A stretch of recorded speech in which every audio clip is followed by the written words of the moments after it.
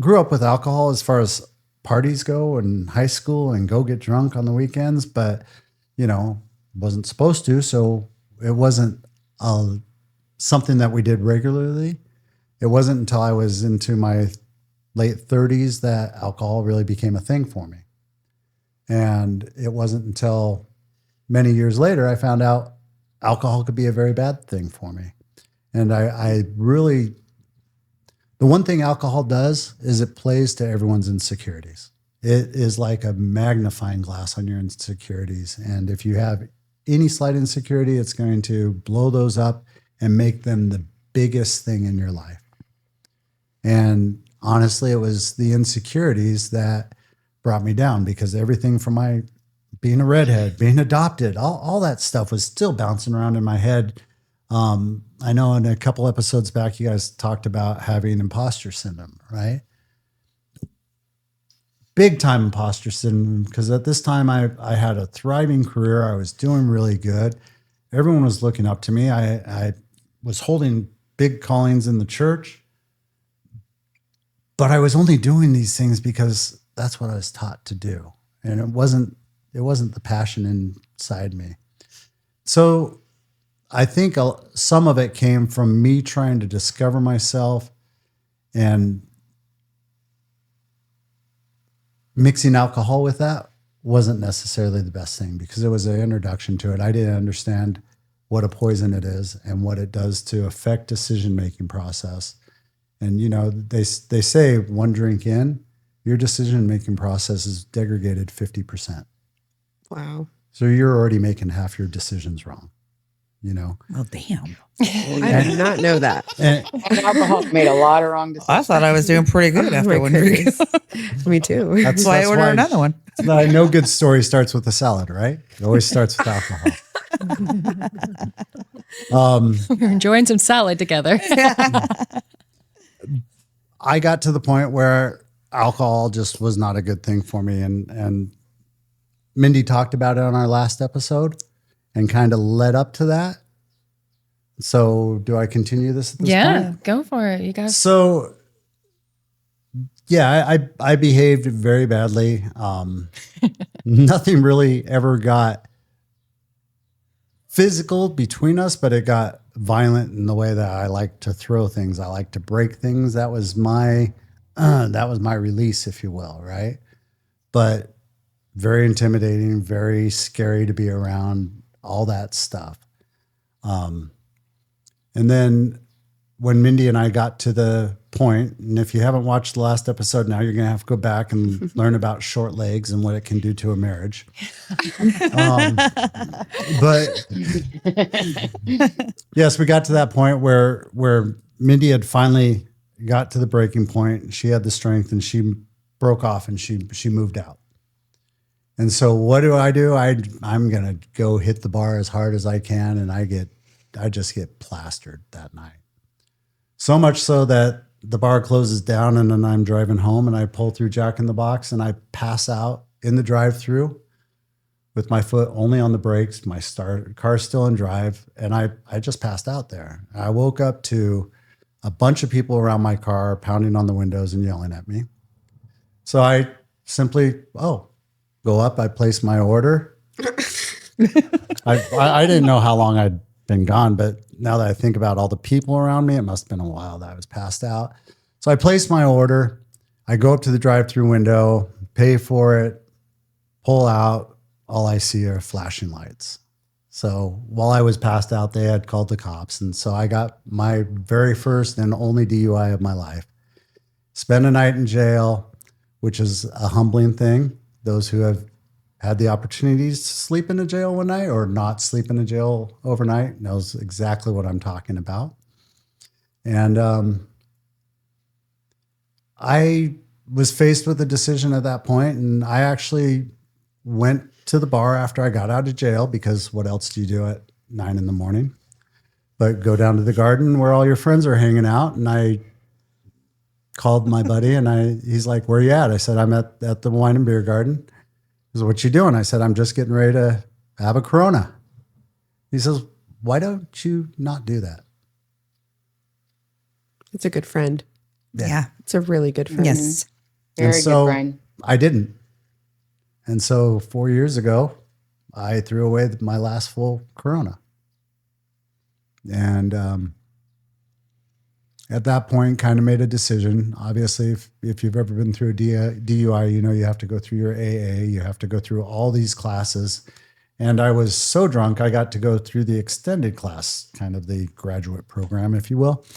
But I was in there for 9 months instead of the typical 3 months. Master's degree in Yeah. AA. Yes, I did get a master's degree in how to. Alcohol school AA.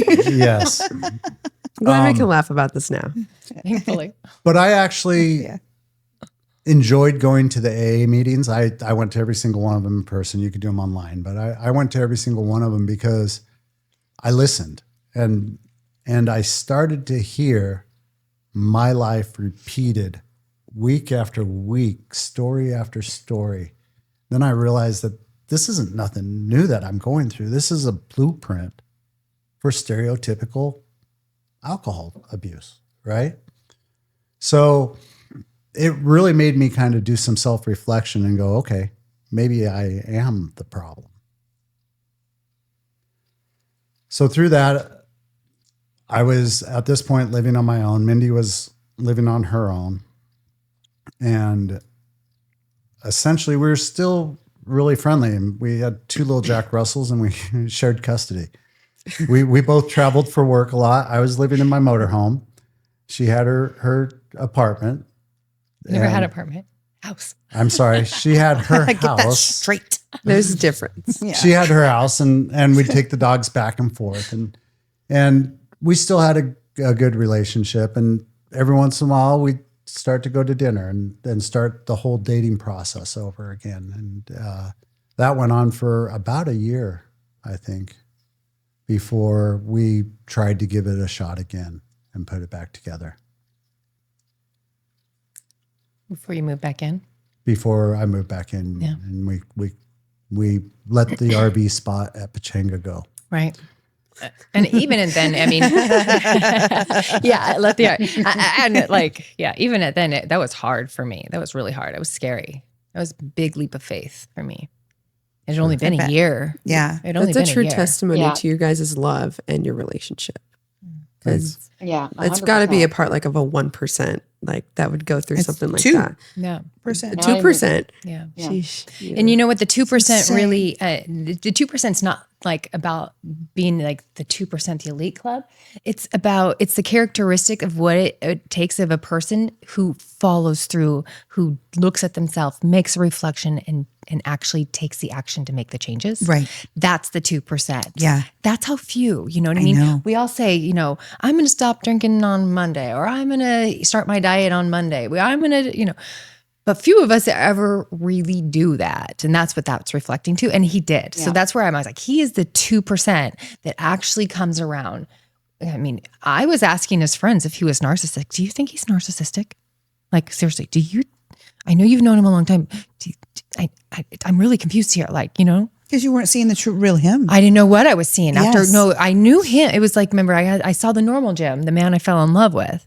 And then then he disappeared. So then I I didn't get know. love bombed? Yes, I didn't know what had happened. Like literally, like a flip of like the personality just changed. Yeah. Like you mentioned in the last episode, though, you really didn't have a lot of experience with alcohol or alcoholism, that kind of addiction. And so for you, it was also like a first time exposure.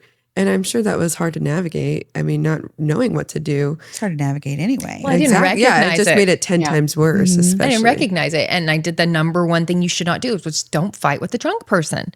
Yeah. I did not know, as silly as it is, I just never had that conversation with anybody. So I didn't realize. And I would go round and round and round with him like, I am You not. never win. No, you're never going to win. And it just continues to get louder and more aggressive and more hard feelings. And they don't remember a thing in the morning. Or right there and then. Matter. That matter. Yeah. Yeah. Yeah. True story. Yeah. What did the work look like for you? Like, what was not your plan? Because obviously, there's so many things. It's a broad term. Plan. Yeah. It never goes as straight line. It's not linear. But like, what did that look like for you? The self-work, or the Just whole like your kind journey of- through evolving, like you said, metamorphosis to kick that addiction, to pursue, What kept you going? I was Yeah, pretty super, much. I was super fortunate where I had a emotional addiction to alcohol. I didn't have a physical addiction to alcohol. I mean, COVID hit hard, and we were, margaritas at lunchtime, and then 5 o'clock came, and it was more margarita time. We They were to go. Right? There were very few Yeah. days where alcohol was not involved in my life. So for me to not have a physical difficulty, like I didn't get the shakes or anything, I just made the decision and I did it. And it wasn't even making a decision. I made a choice and I did it. Right. Because I could either choose to have alcohol part of my life, or I could choose to have Mindy and my family part of my life. And it was kind of a no-brainer. Well, not wasn't- everybody would do that, though. Yeah. A lot of people choose the That's alcohol. really big. But it that you wasn't were just me able- he was losing. Yeah. Everybody If he had will family make a choice. Not everyone will make The that right choice. Well, I For don't themselves. want to say the right or wrong, but not everyone will make I will. that choice. Yeah. That choice. I Fair will. enough. Making the choice and then following through with it. That's another thing. But yeah. The follow through, like the follow through is huge. Yeah. Because everybody would be like, okay, I do want my family back. But then if you don't do the work and don't actually follow through, it doesn't matter. Yeah. Words are words. Yeah. Actions Yeah. speak louder than words. Exactly. That's it right there. Mm-hmm. Yeah. There's the truth. The truth is in the actions. Yes. Yeah, for sure. Brandy, you kind of cut out on that last one. Go ahead and say what you're going to say. So you did make the right choice, because choosing your family over anything else is always the right choice. I believe so. Absolutely. Me Yes. too. Yeah. I feel like I made that clear. But through that process, I had to, find who I was, which was all part of that journey that I was on. I just had to get back to what the purpose of this was. I wasn't put on this world to make everyone else happy. I was put on this world to find joy. Amen. And being able to find joy while making others happy is kind of the frosting, if you will. Mhm. But number one had to be take care of myself and make these decisions for myself. My number one goal was to get back with Mindy from the minute she walked out the door. But none of these changes that I made could I frame as the end goal is to get back with Mindy, because I had to actually switch the focus from her back to me, Yourself. if that Yeah. makes sense. Oh, yeah. And so that lot of self-help books, a lot of That was my podcasts, a lot of YouTube videos, but and I'm still on that journey. I'm still trying to figure out who I am, but I'm closer than I was. I will say, and if you've ever done it, you'll know, but you give up alcohol, and after about a month, your mind starts working differently. But after about 6 months of it, you're a completely different person, because you don't realize how much damage happens to the brain and just your energy, everything about you, until it's completely out of your life. That's been my experience. Thank you. Yeah. Pretty powerful. Good to know. I don't know if I'll ever make it 6 months without a drink, but I know it's out there if I want it. But we've watched friends of ours who are currently going through it, and one's hasn't drank for about 2 months, Yeah. and she's making way better decisions in her life. And Yeah. it's Yeah. all subjective. Yeah. But No, 100% you though. could- I've had time periods in my life where I stopped drinking for a month and a half. Because I didn't start drinking till my 40s, right? Like I drink very rarely in my 20s, 30s. I'm raising kids. But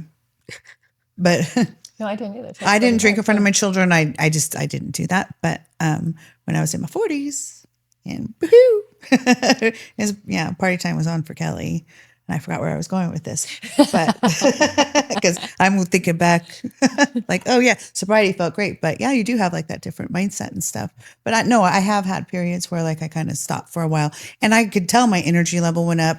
My thought process was a lot different, and I was remembering things because it's like memory loss with alcohol, like not just that night.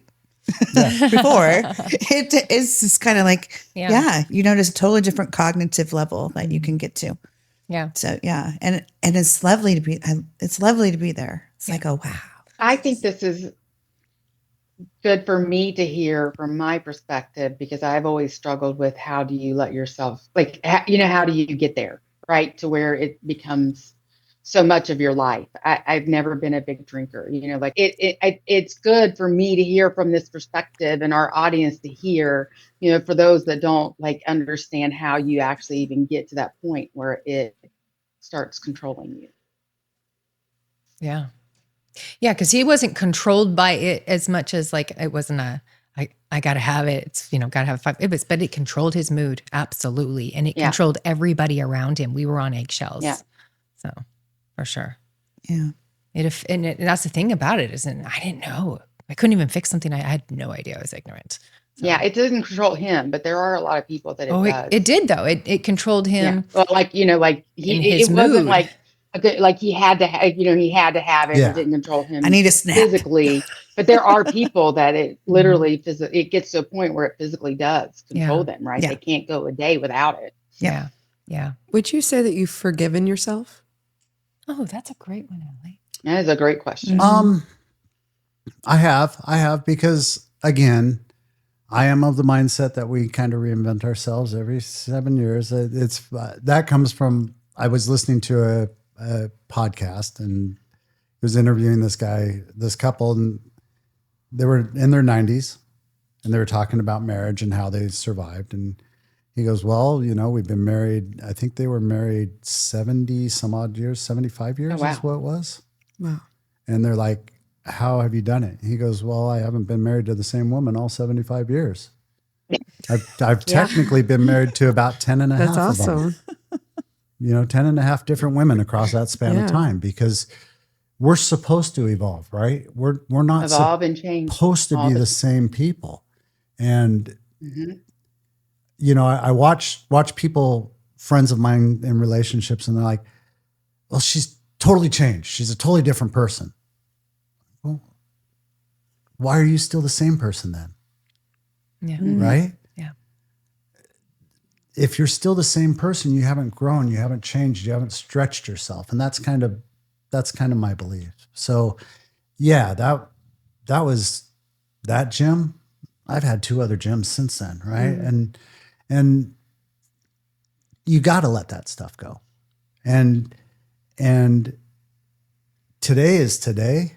Yesterday doesn't matter. And tomorrow's going to be whatever it's going to be. Stop worrying about it. Just live in today. And so that's kind of where it takes. And it's the whole one day at a time, right? Yeah. But one day at a time is really what makes life complete. Yeah. Well, what would you say, like, for your family? Like, did you find yourself like, because you we're going through that and putting them through that as well. Do you feel like you found yourself wanting and, chasing that forgiveness from them? Did you find that hard to get forgiveness from them? I guess is I think there were some behaviors that I had that put my family in strain. And so there was a lot of work to undo all that. And it's not really that I've strived to get forgiveness from them, but I've just strived to be the best person I can and let them form their own opinion.